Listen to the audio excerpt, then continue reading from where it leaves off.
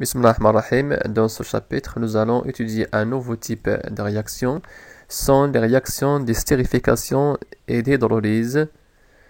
Mais avant ça, il faut faire un rappel sur les familles des composés organiques. Une molécule de composé organique, il est en général formée d'un squelette carboné. Ce squelette, il porte un groupe caractéristique. Voilà, ce groupe caractéristique, il caractérise les propriétés chimiques de ce composé organique.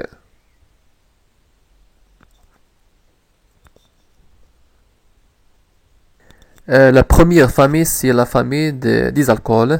Le groupe caractéristique qui caractérise cette famille, c'est OH, hydroxyde. La formule générale, c'est ROH. R, c'est ce qu'on appelle le radical alkyle. C'est un groupe formé d'atomes de carbone et d'hydrogène. Et pour nommer les éléments de cette famille, il faut apprendre le nom de ces premières d'alcanes. Voilà, lorsque la chaîne principale, ou bien la chaîne carbonique principale porte porte un seul atome, on dit méthane. Deux atomes éthane, trois atomes propane, butane, pentane et hexane. Voilà, j'ai des exemples.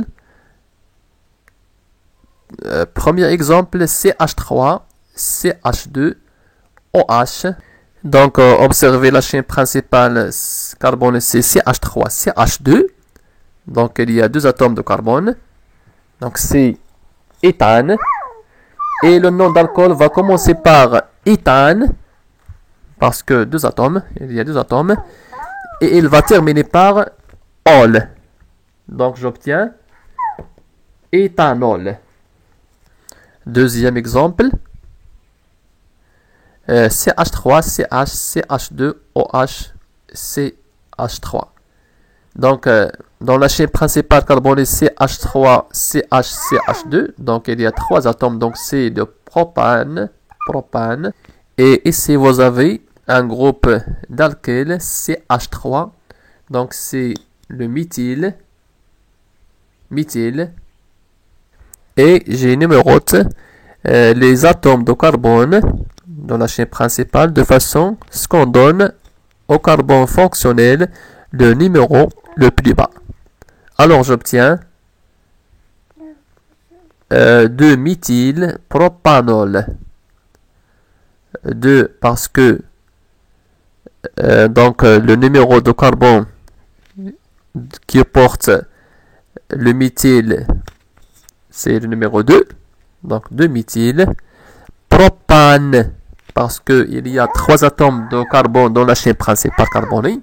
Et ol, parce que c'est un alcool. Donc 2-méthylpropanol. Et autre famille de composés organiques, c'est la famille des acides carboxyliques. Le groupe qui caractérise les éléments de cette famille, c'est COOH. Et la formule générale, c'est RCOOH ou bien RCOH. OR toujours est un radical. Et pour nommer ces éléments, donc je dois commencer par le terme acide et il va terminer par weak. Voilà les exemples. Premier exemple, CH3COH. Donc la chaîne principale CH3C. Donc le nom c'est acide éthanoïque. Acide éthanoïque. Et deuxième exemple, CH3, CH2, CHCOH avec un alkyle CH3, c'est méthyle. Et je dois indiquer sa position et je dois numéroter la chaîne principale. Donc alors, j'obtiens acide de méthylbutanoïque. Butane, ça veut dire 4 carbone dans la chaîne principale. Acide 2-méthyl butanoïque. Il y a aussi de la famille des esters.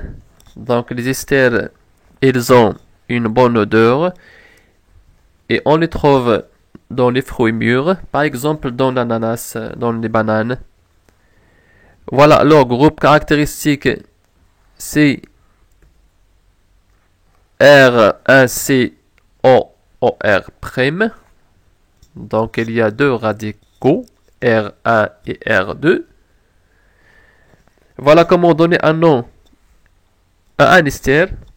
Alors on va prendre les exemples. Premier exemple, HCO, OCH2, CH2, CH3. Le nom de l'ester s'obtient de cette façon. Donc voilà, première chaîne carbonée CH et deuxième chaîne carbonée CH2, CH2, CH3. Alors, dans la première chaîne CH, donc on dit un seul atome de carbone, ça veut dire meth ou bien méthane. Donc on dit méthanoate de propyle. Méthanoate de propyle. Deuxième exemple, CH3, CH, CH3C, O, CH, CH3, CH3. Donc regardez, première chaîne CH3, CHC avec un alkyle CH3. Donc, je numérote première chaîne, c'est 1, 2, 3. Donc, le numéro 2, méthyle, c'est le numéro 2. Voilà. De méthyle propanoate. Pourquoi propanoate? Parce que j'ai 3 atomes de carbone dans la chaîne principale. C'est bon? Donc, 2-méthyl propanoate de 1-méthyl éthyle. Donc, il y a aussi CH3 de numéro 1, donc 1-méthyl éthyle, parce que j'ai 2 atomes de carbone dans la deuxième chaîne carbonée. Ensuite, on passe à la notion de la réaction d'estérification. C'est une réaction qui se fait entre un acide carboxylique et un alcool pour produire un ester et H2O. Alors, regardez l'équation de la réaction. Donc, il y a formation à partir de hydrogène, atome d'hydrogène et OH, la molécule H2O. Et R' de l'alcool, il va être lié à l'atome d'oxygène. Voilà, donc on obtient l'ester. Donc, exemple. Donc, regardez les réactifs. Donc, il y a un acide carboxylique, acide éthanoïque, et le deuxième réactif, CH3CH2OH, c'est un alcool éthanol, et les produits CH3CO, CH2CH3 ester, éthanoate d'éthyle, et deuxième produit, c'est H2O. Deuxième exemple, donc l'acide éthanoïque plus alcool CH3CH, CH3OH, 1-méthyl éthanol, et les produits CH3CO, OCH, CH3, CH3 plus, c'est un ester plus H2O. Donc, l'estérification est une réaction entre l'acide carboxylique et l'alcool. Quelles sont les propriétés de l'estérification? Donc, si on utilise une mole d'acide, bien sûr carboxylique, et une mole d'alcool, voici ce qu'on obtient. Voilà, tableau d'avancement. Donc, la représentation de la quantité de matière distille en fonction de temps. Voilà la courbe. Voici ce qu'on obtient expérimentalement. Alors, on peut conclure que la réaction d'estérification est limitée parce que à la fin de la réaction, on obtient 0,6 mol ou bien 0,67 mol. Voilà. Parce que s'il était total, on va avoir N finale, ça veut dire 2 estir. N finale, la quantité finale d'estir, 1 mol pour 1 mol d'acide et 1 mol d'alcool. Et cette réaction, elle demande, selon les conditions expérimentales, quelques minutes. Conclusion, c'est une réaction lente. Alors, les propriétés de la réaction d'estérification sont limitées et très lentes et athermiques. Maintenant, on passe à la réaction d'hydrolyse. Donc, c'est une réaction qui modélise la transformation spontanée d'un ester avec l'eau pour produire un acide et un alcool. Ça veut dire que c'est l'inverse de l'estérification. L'estérification, c'est acide plus alcool, donc les produits sont ester et l'eau. Et l'hydrolyse, c'est l'ester plus l'eau et les produits sont acide et alcool. Alors, l'équation de la réaction s'écrit de cette façon. Donc, regardez l'ester.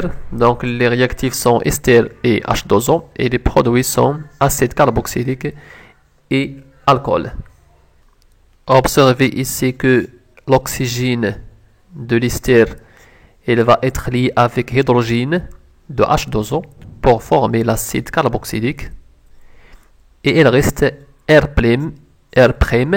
avec OH, toujours de H2O, pour donner l'alcool R'OH. Donc l'exemple, voilà la réaction entre 3-méthylbutanoate d'éthyle, c'est un ester, plus la molécule d'H2O, donc les produits acide 3-méthylbutanoïque, l'acide, plus éthanol, ça veut dire alcool. Voilà. Donc, et la réaction d'hydrolyse, elle est aussi limitée, très lente et athermique. Dans une réaction d'estérification, un acide carboxylique réagit avec un alcool pour donner un ester et H2O.